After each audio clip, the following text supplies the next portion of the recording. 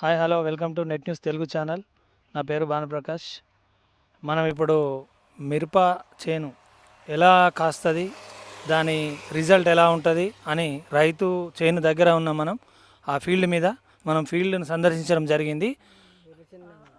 అలాగే దాంతోపాటు పక్కనే ఎర్రచందనం కూడా పండించే రైతు. ఈ రెండు కూడా తన మాటల్లో ఈ పంట ఎలా పండుతుంది, దాని అభివృద్ధి ఎలా ఉంటుంది, ఎన్ని రోజుల రిజల్ట్ వస్తుంది అనేది మనం తెలుసుకుందాం. ఇప్పుడు రైతును కలుద్దామండి.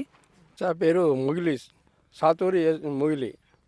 సాతురు మగిలి గారు, ఇప్పుడు ఈ మిరప తోట అనేది మీరు వేశారు కదా ఫీల్డ్ మీద, ఇది ఎన్ని రోజులకు పంట వస్తుంది, దీని పరిస్థితి ఎలా ఉంటుంది? ఇది 7-8 నెలలు అవుతుంది. ఇది అంటే అయిపోయే వరకు మనం అంటే అప్పుడు నాటుకోవాలి. నాటుకున్న తర్వాత మనకు పిండి వేసుడు, మందులు ఎక్కువ ఖర్చు ఉంటుంది. మందులు ఇట్లా అన్ని కొట్టుకొని చేసిన తర్వాత మనకు మంచి దిగుబడి వస్తుంది. ఎకరాన మనకు 15 క్వింటాల దాకా వస్తుంది. ఎకరాన 15 క్వింటాల వరకు వస్తుంది. మరి దిగుబడికి తగినటువంటి రేటు అనేది మీకు మార్కెట్లో కనీస మద్దతు ధర అనేది ఉంటుందా? మనకు పోయినసారి మంచి మార్కెట్ వచ్చింది. మనకు 23,000 క్వింటాల చొప్పున పడ్డది. మనకు మంచి వచ్చింది. తేజ ఇది తేజ రకం. ఇది మంచి దిగుబడి వచ్చింది. మనకు రేటు కూడా పోయినసారి 23,000 పడ్డది. 23,000కు క్వింటాల్ పడింది. పడ్డది. అంటే మీకు కనీస మద్దతు ధర లభించింది. మీ పెట్టుబడి పోగా మిగిలినటువంటిది కూడా మీకు సరిపడా వచ్చింది. అందుకే అదే ఇస్తున్నాం. మళ్ళీ ఇప్పుడు కూడా ఇదే వేసినాం. ఓకే అండి. అలాగే మరి దీంతో పాటు ఇంకా మీరు ఏమేం పంటలు పండిస్తారు అనేది? మక్క కూడా పండించినాం. ఈ మిరప తోటతో పాటుగా మీరు ఇంకేమైనా పంటలు పండిస్తారు? అంటే ఇప్పుడు వంకాయ పెట్టినాం, మామూలుగా తినే మిర్చి కూడా పెట్టినాం. ఇంకా కూరగాయలు అదొకటి ఇదొకటి చిల్లర ఖర్చుల మందం కూరగాయలు పండించినాం. ఓకే అండి. ఇప్పుడు దీంతో పాటు మీరు ఇంకా ఎర్రచందనం అనేటువంటి తోటను కూడా పెట్టారు. అది ఎన్ని సంవత్సరాలు అవుతుంది పెట్టి? దాని రిజల్ట్ ఎలా ఉంది? ఇప్పుడు దాదాపు 10 సంవత్సరాలు దాటింది అది.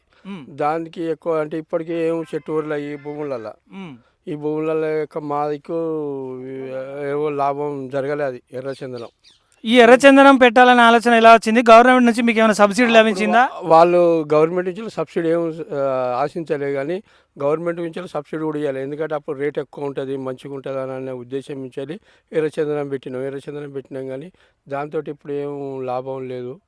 ఇప్పుడు గిన్నెళ్ళ బట్టి మనకు కూడా ఏం జరగలేదు. ఇప్పుడు కూడా గంతే మామూలుగా ఉన్నది మన భూములకు.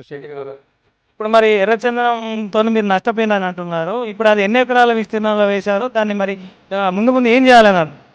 దాన్ని వేస్తే మనకైతే లాభం జరగలేదు.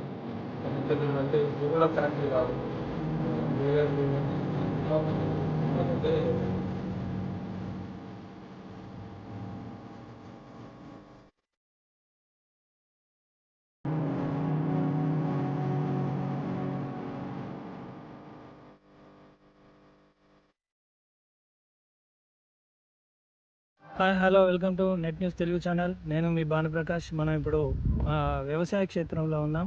ఇక్కడ ఫీల్డ్ మీద ఏంటంటే పల్లి అనేటువంటి చేను, దీన్ని వేరుశెనగ అని కూడా అంటారు.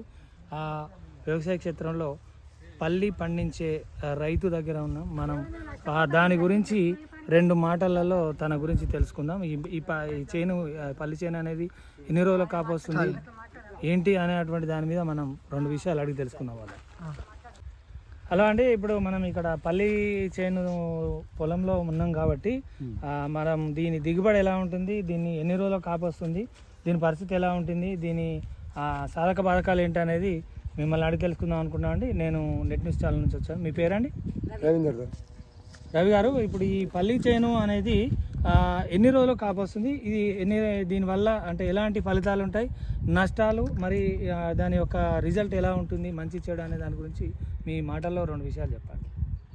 అయితే సార్, ఇది 3 నెలల 15 రోజులకు వస్తుంది పంట. మనం పెట్టుబడి కూడా తక్కువ, కాకపోతే నీళ్ళు తక్కువనే. పిండి వేసుకోవాలి ఒక్కసారి 2 సార్లు అంతే. అంటే ఎన్ని రోజులకు పిండి వేయాల్సి వస్తుంది? నెలకు సార్. నెలకు. మరి పిండేసిన తర్వాత కాపు అనేది ఏ విధంగా ఉంటుంది దాంట్లో? అంటే ఒక చెట్టుకు మామూలు ఎన్ని చెట్టుకు మంచిగా కాచేట దారు 30, 40, 50 కాస్తాయి.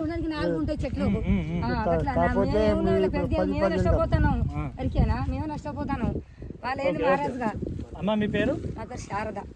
శారద గారు, ఈ పల్లి చేను గురించి మీకు కూడా బాగా అలవాటు ఉన్నట్టుంది. మాకు అలవాటు దీన్ని ఎలా పంటలు పండిస్తారు, ఇంకేమేమి పండిస్తారు దీంతో? ఇది స్టార్ట్ దున్ని నుండి స్టార్ట్ మేము నష్టపోడు. ఓకే. ఈ దున్నుడు, మళ్ళీ భోజదోలుడు, మళ్ళీ గింజలు పెట్టుడు, మళ్ళీ పిండి పోసుడు, కలుసుడు, అలా మాకు ఏం వస్తుంది చెప్పండి. మేమే నష్టపోతున్నాం. అది ఏం లేదు, మాది మొత్తం పోతాన్ని మేమే మిగులుతున్నాం. మేము ఇంత పెట్టుబడి కూడా పెట్టి కూడా మాకు వస్తలేదు ఆ పెట్టుబడి కూడా. అంటే వ్యవసాయం చేసిన దాంట్లో అంటే లాభం లేదు, దండగా ఉన్నది అంటున్నారా, నష్టం అంటున్నారా?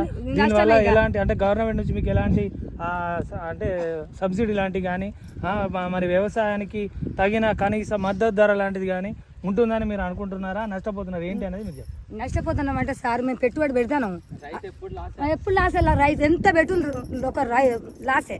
మరి దీనివల్ల ఎవరు బాగుపడుతుందా? మరి ఎవరంటే ఏమి మంచిగా మేము పంట పల్లీలు అది మన ఈ పెట్టుబడి అంటే ఈ పిండి బత్తల కాడ వాళ్ళు ఇత్తులు తెచ్చిన వాడే మాది అవుతాడు, మేమే లాస్ అవుతాం. ఎరికేనా? అసలు పంట పెట్టేందుకు పెట్టకేందుకు? మరి ఇప్పుడు దీన్ని మరి ఇలా చేసుకుంటూ పోతే మరి రైతు అనేది ఎప్పుడు బాగుపడతాడు? ఎలా బాగుపడతాంటే మరి ఏం చేద్దాం? ఏం లేదు, ఒక మేము ఉన్నాం ఇక ఒక మేము ఉన్నాం ఇక అంతా అదైనట్టే. గవర్నమెంట్ అనేది కనీస మద్దతు ధర పెంచితే గానీ మరి రైతులు అనే వాళ్ళు బాగుపడతారని మీ మాటలు అంటున్నారు. సారు పురాక పేదస్తులు సారు ఏంటంటే సొమ్ము సంబంధాలు అమ్మి చేసి అక్కడ బ్యాంకులో పెట్టి కూడా అది అయ్యో మేము బాగుపడతాం కానీ తెస్తే ఏమున్నది ఆ సొమ్ము అనే పోతుంది, పంట కూడా అక్కడ లేదు. అంటే రైతు కంటే మా మధ్య దళారులు వ్యాపారస్తులే బాగుపడుతున్నారు ఉద్దేశం. గట్లా బాగుపడతారు. ఇప్పుడు మేము పెట్టుబడి చేతిలో ఉన్నాయి, ఆ సొమ్ము పోయిన సంబంధం ఏంటి బ్యాంకులలో ఉంటుంది మా సొమ్ము అయితే. ఆగో పిండి వచ్చినా కూడా చేను వస్తులేదు, చేతులు లేదు. ఇప్పుడు ఇట్లా నష్టం అట్లా నష్టం ఏమున్నది సార్ మాకు? ఓకే అమ్మా, మీ బాధ సాధక బాధకాలు చెప్పారు, ధన్యవాదాలు.